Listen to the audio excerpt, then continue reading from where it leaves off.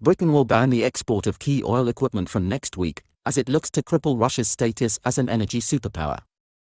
Liz Truss today ratcheted up sanctions against Putin again as the UK continues to play a leading role in isolating Moscow on the world stage. The Foreign Secretary announced the UK would end the import of Russian coal and oil by the end of the year, with gas imports ending as soon as possible thereafter. But taking action to target Russia's energy capabilities as a whole, she further announced the UK would ban exports of oil refining equipment and catalysts.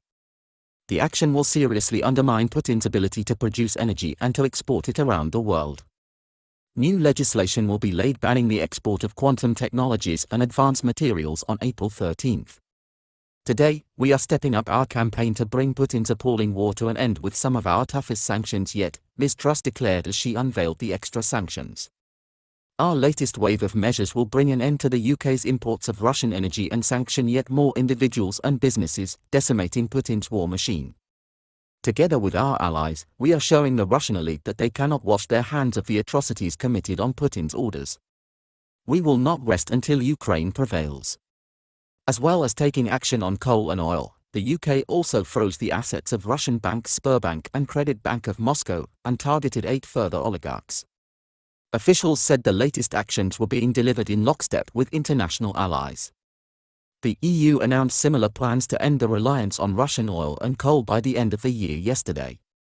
The latest sanctions announcement brings the total of banks targeted to 18, with assets worth £940 billion.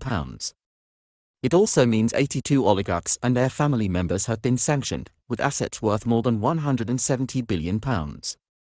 The latest round of economic measures comes after Russia's retreat from around Kyiv laid bare the atrocities committed by its forces.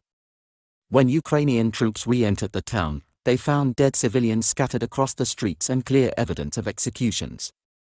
Earlier today, Prime Minister Boris Johnson described the atrocities as not equal to horrific crimes. I'm afraid when you look at what's happening in Bucha, the revelations that we're seeing from what Putin did in Ukraine don't sound like a terrible crime against me, he said.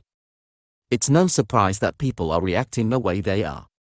I have no doubt that the international community, the UK, which has a very strong lead, will again move on to impose more sanctions and more punishments on Vladimir Putin's regime.